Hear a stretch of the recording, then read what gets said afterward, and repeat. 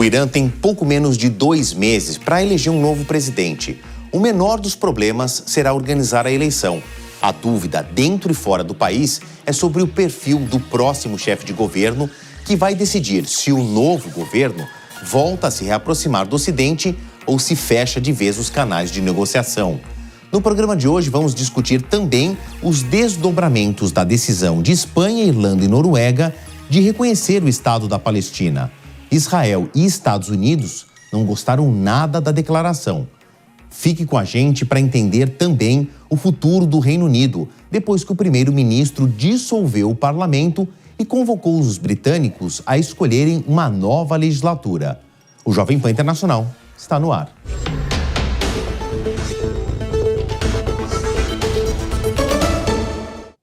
É sempre muito bom te reencontrar por aqui. A morte do presidente do Irã mexe com complexos processos de sucessão no país. Ebrahim Raisi, vítima de um acidente aéreo, era cotado para assumir o cargo de líder religioso de uma nação onde o islamismo tem papel preponderante, tanto na administração pública quanto no judiciário. O vice, Mohamed Mokheber, é quem vai governar o Irã até as novas eleições no final de junho. Ele foi nomeado presidente interino pelo Ayatollah Ali Khamenei, que exerce o papel de liderança religiosa e guardião da rígida pauta de costumes imposta no país desde a Revolução de 1979. O luto oficial se estendeu até sexta-feira. O funeral durou 4 dias. O cortejo arrastou uma multidão pelas diferentes cidades por onde o corpo passou. Houve homenagens dentro e fora do Irã. Detalhe: raramente países deixam suas bandeiras a meio mastro, em memória a líderes de outra nação. Síria e Iraque quebraram esta regra para ressaltar o caráter de união com o Irã. Protestos também marcaram a data. Devido à repressão característica da polícia iraniana, manifestações pela morte de Ebrahim Raisi foram muito mais barulhentas no exterior. Exilados foram para a frente de embaixadas do Irã em diferentes capitais da Europa, condenar a mão de ferro imposta pelo presidente morto. Integrante de um centro alemão de estudos sobre o Oriente Médio, o analista político Arash Azizi ressalta que Ebrahim Raisi teve um papel importante na manutenção do rígido judiciário implementado depois da Revolução de 1979. Acho que o presidente Raisi tem mais sangue nas mãos do que qualquer outro integrante da República Islâmica. Ele passou a maior parte da vida no poder judicial, na década de 1980, que foi a década mais sangrenta da República Islâmica, quando milhares de dissidentes foram executados. Raisi estava no judiciário nessa época. Mais importante e impressionante é o fato que, em 1988, ele fez parte de um painel sobre pena de morte. A decisão do painel foi enviar mais de 3.000 presos políticos, se não mais, para a execução. Ele é uma figura pouco carismática e inexpressiva. É visto como uma espécie de presidente fraco, uma espécie de substituto. Nada mais do que um burocrata.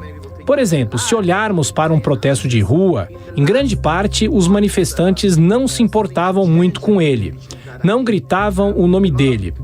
O presidente Raisi não era visto como uma figura politicamente significativa. É isso que muitas pessoas pensam. A morte do presidente mexe profundamente com a organização política iraniana. No cargo havia 3 anos, Ebrahim Raisi realizou importantes conquistas, tanto diplomáticas quanto econômicas. No governo dele, o Irã reatou relações com a Arábia Saudita, conseguiu o ingresso nos BRICS, fechou acordos com Índia, Turquia, Catar, Rússia e China, além de ampliar a relevância do país na própria região. Também estava a bordo o ministro de Relações Exteriores, Hussein Amir Abdullahian, quem foi fundamental para as tais recentes alianças internacionais do Irã. Embora o presidente morto não tivesse uma presença marcante, os 3 anos da gestão dele reposicionaram o Irã no cenário geopolítico, como explica o jornalista e professor especialista em Oriente Médio, Bruno Biaclini. o primeiro passo da diplomacia Raisi era um pouco na linha chinesa. Você faz um acordo econômico, faz uma aproximação econômica, tenta criar projetos bilaterais que extensionam a Índia. Isso foi feito com o Paquistão, que é um país que dá problema. Foi feito com a Turquia, que é um rival com potência regional.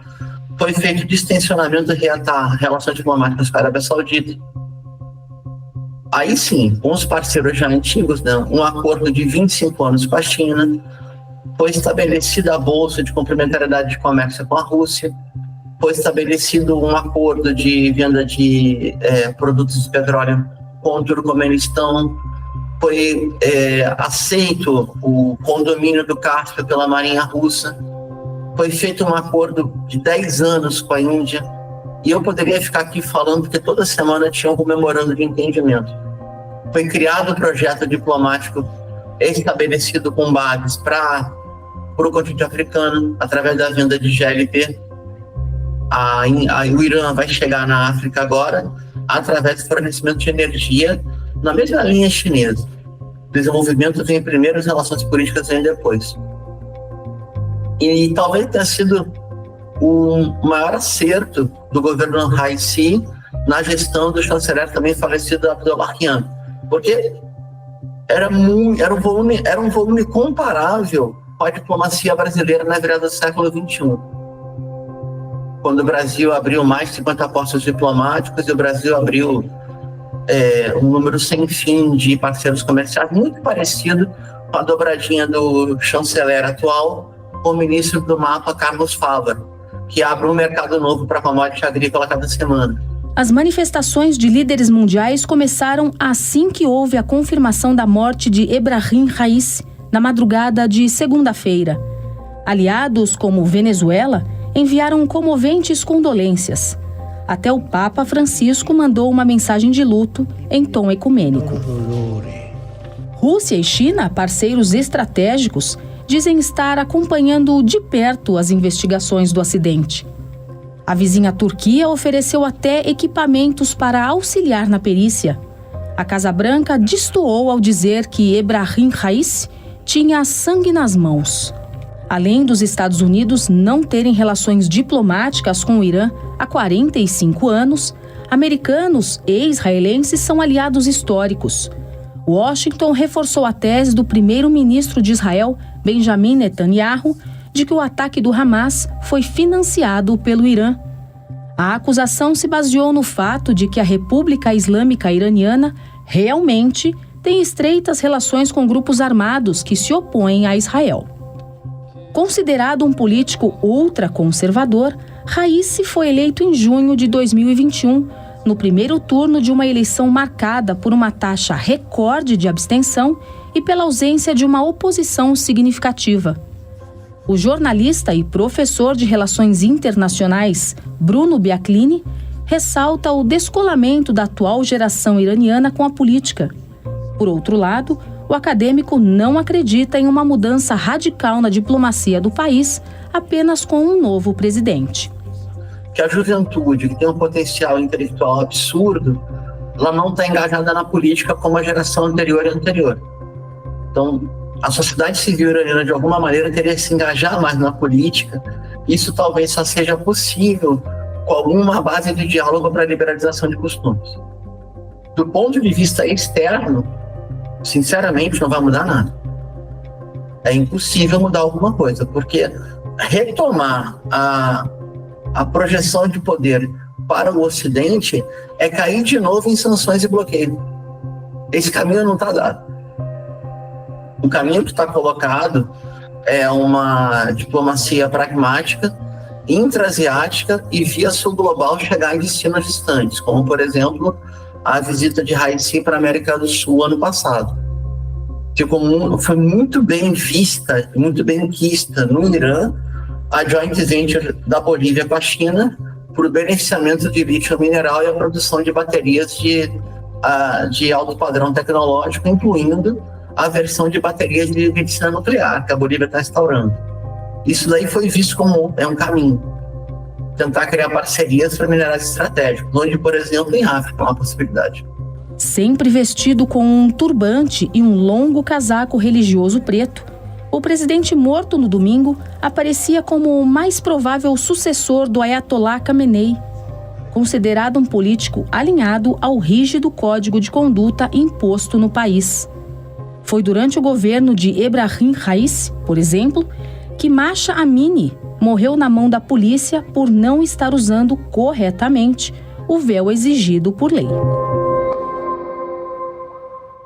Raramente o Irã aparece no nosso noticiário, a não ser quando a gente fala de Oriente Médio e, mais recentemente, de Israel. Aqui está ao meu lado Danilo Porfírio, que está sempre na nossa programação por uma razão óbvia, né? A gama de conhecimento dele é muito ampla. Ele volta aqui no nosso programa porque entre as áreas de estudo do Porfírio está especificamente o Irã. Ele é a pessoa certa, no lugar certo, na hora certa. Porfírio, obrigado mais uma vez pela tua presença. Eu que agradeço. Vamos começar a desmitificar o Irã para o nosso público aqui no Jovem Pan Internacional. Vamos falar do Ayatollah. É muito distante da nossa realidade ocidental, brasileira, uma teocracia em que a religião está diretamente ligada não só ao código de leis, como o código de condutas, o código de costumes, a administração do país. Vamos entender quem é e o que faz o Ayatollah, Porfírio. Primeiramente, o Ayatollah é um título máximo religioso.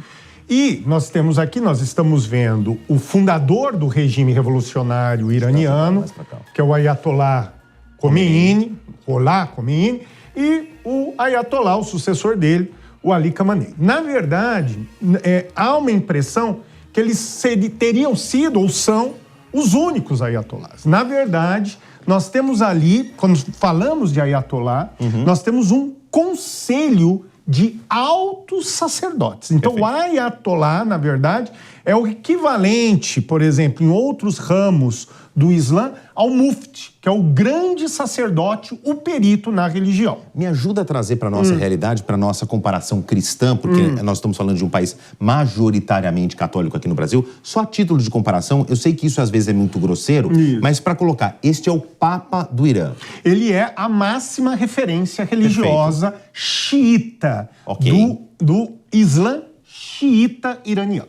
Mas o Papa, ele tem apenas uma função eclesiástica na nossa tradição. Isso. Aqui não. Ele manda nas Forças Armadas, nas direções de comunicação, porque no Irã só tem imprensa estatal, no judiciário ele escolhe os ministros da Suprema Corte, né, os altos cargos da Justiça.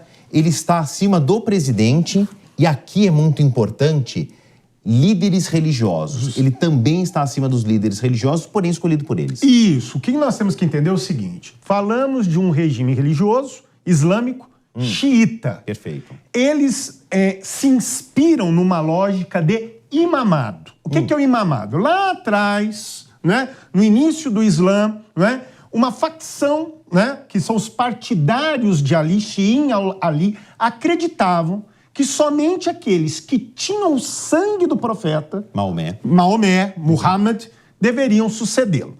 Perfeito. Essas, lideranças ungidas pelo sangue são os imãs. Ok. E quando o último imã, nos anos de 870, o último dos 12 imãs morreu, para os xiitas não morreu, ele está oculto, um dia ele voltará, né? Morreu, o que aconteceu? Acredita-se que até o retorno do imã, o conselho dos altos sacerdotes e dos peritos na lei islâmica deverão governar. É nesse fundamento que a República Islâmica se assenta. Então a gente vê aí de mãos dadas, muito interligado, uma questão religiosa e política, mas também as profecias, os livros sagrados estão diretamente ligados à administração pública. Claro, e tanto que nós vamos perceber que o Ayatollah Khomeini, o pai da Revolução, tenta dar uma conotação, mesmo, vamos dizer, de afronta ao Ocidente,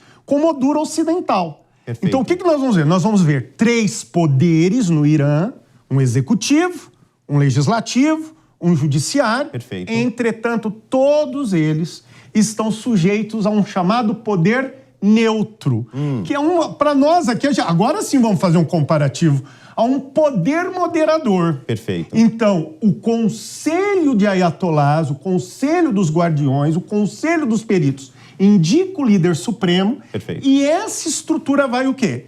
Indicar os representantes do judiciário, indicar as lideranças da Guarda Revolucionária e quem quiser se eleger para qualquer cargo político, seja no legislativo, seja no executivo, antes tem que passar pelo crivo censor desse conselho. Está muito alinhado o que eu planejei aqui com o que o Porfírio está falando, porque está aqui, ó, no desenho. Então existe uma assembleia de especialistas, 88 integrantes que escolhe o Ayatollah. Desculpa, permita-me fazer de novo uma comparação grosseira, eu sei que é difícil fazer esses paralelos, mas é como o conselho de cardeais, que daqueles cardeais sai um papa.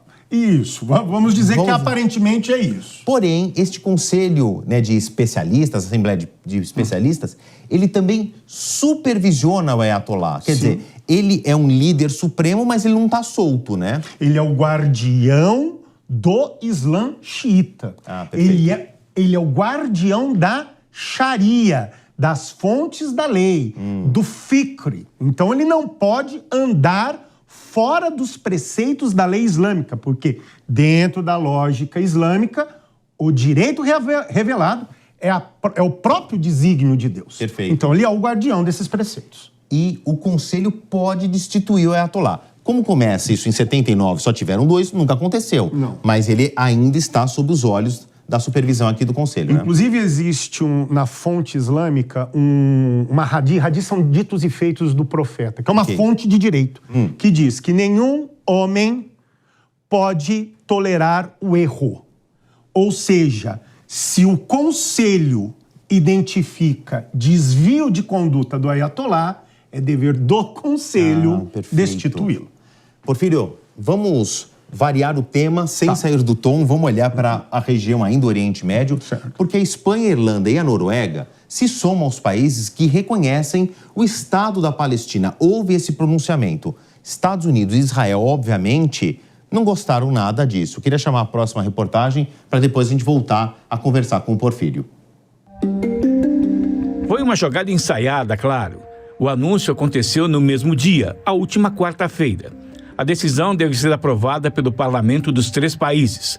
A expectativa é de que a proposta entre em vigor até terça-feira que vem. O movimento pode incentivar outros governos a fazer o mesmo. O discurso do primeiro-ministro norueguês Jonas Støre foi o mais emblemático. Aconteceu na capital Oslo, onde foram assinados acordos de coexistência pacífica entre israelenses e palestinos em 1993. Cujas cláusulas têm sido ignoradas na guerra atual. Em seguida, foi a vez do premier da Irlanda falar. Simon Harris classificou o dia de histórico e importante e foi seguido pelo presidente do governo da Espanha, Pedro Sánchez, em Madrid. Para chegar a essa solução de 2 estados, é necessário que as 2 partes se sentem para negociar em igualdade de condições com a mesma legitimidade. Por isso, reconheceremos o Estado da Palestina para que, quando chegar este momento, a Palestina terá o mesmo status que Israel. Assim, será possível empoderar a futura autoridade palestina diante do Hamas, um grupo terrorista que, obviamente, deve desaparecer se queremos a paz. Um levantamento feito pela autoridade palestina indica que 142 dos 193 estados que compõem a ONU expressaram apoio ao reconhecimento de um Estado palestino. Por outro lado, olhando exclusivamente para a União Europeia, a iniciativa de Espanha, Irlanda e Noruega não é unânime no bloco. Muito pelo contrário. Não existe uma posição comum desde o início da guerra em Gaza. Até então, a Suécia, que adotou a medida em 2014, era o único país da União Europeia a reconhecer a Palestina como Estado. República Tcheca, Hungria, Polônia, Bulgária, Romênia e Chipre haviam reconhecido o Estado palestino, mas antes de aderirem ao Bloco Comum Europeu. O governo de Israel reagiu rapidamente à declaração dos 3 países e convocou os embaixadores para consultas. Na linguagem diplomática, significa que Benjamin Netanyahu não gostou nada. Tão irritado ficou o ministro de Segurança Nacional de Israel, Itamar Ben-Gvir. Os países que reconheceram o Estado palestino recompensam as forças do Hamas, os assassinos, os abusadores. Não permitiremos uma declaração sobre um Estado palestino. Que Deus nos livre. Os Estados Unidos aproveitaram o episódio para reiterar o apoio histórico a Israel. O conselheiro de Segurança Nacional da Casa Branca, Jake Sullivan, disse que cada país tem o direito de tomar as próprias decisões. Ainda segundo o conselheiro, o presidente tem declarado publicamente o apoio a uma solução de 2 estados. Mas Joe Biden tem sido igualmente enfático que a solução deve ser alcançada por negociações diretas entre as partes, e não por reconhecimento unilateral. O professor Porfírio continua aqui comigo. Porfírio, chamou a nossa atenção a posição de Espanha, Irlanda e Noruega. Foram as posições dos executivos, mas isso ainda tem que passar pelo legislativo, por isso que o reconhecimento do Estado da Palestina por esses 3 países ainda não foi colocado em prática. Mas vamos olhar, porque chama atenção a posição dos 3 países, mas não é inédito, muito pelo contrário. São 193 integrantes da ONU, 142, a esmagadora maioria já reconheceu, então, o Estado da Palestina. Vamos olhar para este episódio mais recente. A Suécia já havia anunciado essa intenção, precisa passar por parlamento, e agora nós estamos falando de Espanha, Irlanda e Noruega. O que isso pressiona o Benjamin Netanyahu? Porque a gente vem falando faz tempo que ele está ou estaria politicamente, geopoliticamente isolado. Faz alguma diferença para ele agora, Porfírio? Esse reconhecimento é um reconhecimento simbólico, Favale. Tanto simbólico é que, por mais de uma vez, a Assembleia da ONU declarou o seu apoio para a criação de um Estado palestino. Perfeito. E autorizou a criação de uma missão palestina dentro da ONU. O Estado da Palestina existe? Não. O que eu apenas quero enfatizar que esse apoio tem um simbolismo mais grave, talvez por isso os americanos vieram de uma forma mais enfática responder a isso, por causa desses 2 países aqui, Noruega e Espanha. A Noruega, devemos lembrar, que foi um país decisivo na década de 90, na criação do Acordo de Oslo. Claro, na capital da Noruega. Isso, inclusive, não é? Daí surge a ideia de autoridade palestina. E a Espanha, historicamente, Favale, é um país de composição nas relações entre Israel e Palestina desde o governo Aznar, José Maria Aznar, já na década de 90. Então, quando observamos esses 2 países agindo, isso dá um relativo peso, mas é simbólico. Porque isso, Favale, é uma questão de soberania nacional. Claro, entendi. Porfírio, obrigado mais uma vez. Eu que agradeço. São os agradecimentos aqui sem palavras. Porfírio sempre atende a gente muito bem. Eu queria te pedir para você ficar aqui, claro, porque eu vou girar no mundo, porque nessa semana o primeiro-ministro do Reino Unido, o Rishi Sunak, convocou eleições gerais no país para o começo do mês de julho. Com menos de 2 anos de mandato, as pesquisas indicam uma vantagem para a oposição. O movimento é considerado como uma aposta bastante arriscada. O anúncio pegou todo o Reino Unido de surpresa. Na tarde da última quarta-feira, o primeiro-ministro Rishi Sunak confirmou as próximas eleições do país para 4 de julho, meses antes da data limite para a convocação de um novo pleito, que poderia acontecer até janeiro do ano que vem. No discurso, o líder do Partido Conservador justificou a antecipação da disputa por conta dos índices econômicos considerados positivos pelo governo. Horas antes, a divulgação dos dados da inflação nos últimos 12 meses apresentou os melhores resultados em quase 3 anos, chegando a 2,3%. Considerada uma aposta ousada, a expectativa de Rishi Sunak é de que os números ajudem o partido na disputa eleitoral após anos de governos conturbados. Mas a convocação para as eleições parece ter agradado mais a oposição do que a base governista. Na avaliação de representantes do Partido Trabalhista, que tenta voltar ao poder pela primeira vez desde 2010, a campanha já está praticamente pronta. Líder da oposição, Keir Starmer aproveitou para dizer que o país merece mais e precisa desesperadamente de mudança. To make the change that this country so desperately needs. Entre os conservadores, conhecidos como Tories, o clima é de confusão. A expectativa inicial era de que Sunak convocasse as eleições para os meses de setembro ou outubro, quando os reflexos da melhora na economia poderiam ser mais visíveis para a população. O premier não quis esperar. Apesar da inflação estar em queda, o panorama geral não é favorável. A dívida britânica tem subido, o custo de vida aumentou e o PIB, que crescia em média 2,75% ao ano antes da pandemia, não deve superar os 0,7% em 2024, segundo dados do FMI.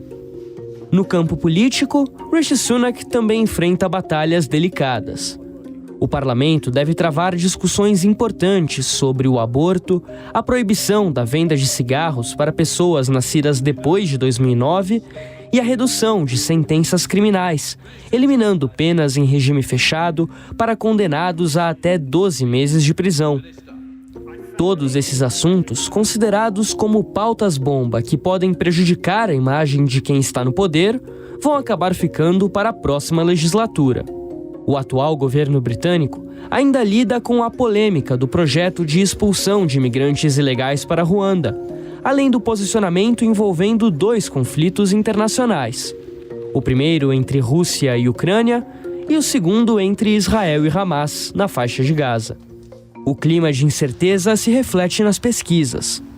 O último levantamento do grupo Opinion Research, divulgado no dia 18, mostra o Partido Trabalhista com 43% dos votos contra 25% dos conservadores. Já outros institutos apontam uma diferença de até 30 pontos percentuais entre as siglas. As eleições gerais de julho serão a terceira nos últimos 7 anos. Em 2017, Theresa May levou a melhor. 2 anos depois, com a promessa de confirmar o Brexit, Boris Johnson foi eleito. A promessa foi cumprida, mas o ex-prefeito de Londres deixou o cargo em 2022, depois de uma série de escândalos no governo. Liz Truss acabou assumindo e durou apenas 49 dias no comando, dando lugar a Rishi Sunak. Acusado por opositores de ser um premier ilegítimo, já que ele não foi eleito diretamente, Sunak sabe que o caminho de volta para o número 10 da Downing Street pode ser um verdadeiro labirinto sem saída. Política e economia são grandezas que andam de mãos dadas. São 2 hipóteses para um tempo tão curto de campanha estabelecido pelo primeiro-ministro Rishi Sunak. Ele quer aproveitar o que lhe resta de taxa de aprovação e, principalmente, evitar que uma piora da situação econômica enterre ainda mais a popularidade do Partido Conservador. Eu conversei com o presidente da sucursal de São Paulo da Câmara de Comércio Brasil-Reino Unido, o Márcio Zanetti. Vamos ver o que ele diz a respeito das expectativas para o próximo governo britânico. O Instituto Ipsos, que é um instituto mundialmente famoso, faz pesquisas periódicas no mundo todo e no Reino Unido, soltou uma pesquisa no começo de maio, apontando as grandes preocupações da população britânica. E elas são, nessa ordem, o NHS, que é o SUS da Grã-Bretanha, a inflação, que ainda está alta, apesar de já ter caído bastante, a economia, né? A economia está crescendo devagar e acreditamos que vai crescer um pouco mais rápido a partir de 2025, e a imigração. Depois de 14 anos com os conservadores no poder, é óbvio que exista um desgaste, né? Um desgaste natural, principalmente por causa do Brexit, que foi mal comunicado ou mal interpretado pela população britânica, quer dizer, ele não entregou o que ela esperava, né? E também veio a pandemia que arrasou a economia do mundo todo, né? Com os trabalhistas, obviamente, o desejo seria de que houvesse um aumento de investimentos em serviços públicos, que também é uma preocupação da população britânica, inclusive do NHS, mudança de algumas regras trabalhistas que permitam que os ingleses continuem tendo relações comerciais com a União Europeia, que é o maior parceiro comercial do Reino Unido, né? Hoje, o que aconteceu? O Reino Unido teve que adaptar as suas leis para poder continuar minimamente fazendo negócios internacionais com a União Europeia. Existem algumas ajustes que precisam ser feitos de forma a que esses contratos continuem a existir e, obviamente, melhore o mercado de trabalho para o britânico. E outras questões são questões, digamos, questões mais de pauta, não são pautas econômicas, são pautas de gênero, de direitos humanos e tal. Só que os trabalhistas, eles não vão ter espaço para fazer tudo isso que eles querem, porque a Grã-Bretanha está passando por um ajuste, está iniciando um ajuste fiscal, que já deveria ter começado anteriormente, mas não começou, obviamente, porque haveria eleição em janeiro de 25 e nenhum governo faz ajuste fiscal antes de eleição, seja aqui, seja na Inglaterra, né? Então, não foi feito, era para fazer, vai ter que fazer em algum momento, seja com conservadores, seja com trabalhistas. Provavelmente os trabalhistas vão tentar resistir um pouco a fazer essa lição de casa, mas ela precisa ser feita. O Brasil, ele já é um grande, ele é um grande credor num potencial mercado de carbono, né? Hoje, assim, apesar de haver uma percepção global de que o Brasil não cumpre leis ambientais, a gente cumpre muito mais lei ambiental que muito país, né? Aliás, a nossa proporção na produção de carbono é próxima de zero comparado com outros países, comparado com a China, Estados Unidos, é nada, né? O que nós precisamos é comunicar melhor, fazer uma comunicação melhor. A questão aqui está uma questão de se comunicar, né? Esse eu acho que é o trabalho que deve vir a partir dos governos federal, estadual e municipais. Não é uma coisa só do governo federal, é uma coisa dos três entes políticos, entidades políticas que tem aqui no Brasil, e, obviamente, capitaneado pelo Itamaraty. O Itamaraty é a nossa porta-voz, né? E o Itamaraty é um corpo profissional, de excelente qualidade. Eu acho que o que precisa haver é uma coordenação das mensagens para que o Brasil passe a realidade para o resto do globo. E o programa de hoje fica por aqui. Eu prometo voltar na semana que vem com mais discussões relevantes. Obrigado e tchau. A opinião dos nossos comentaristas não reflete necessariamente a opinião do Grupo Jovem Pan de Comunicação. Realização Jovem Pan News.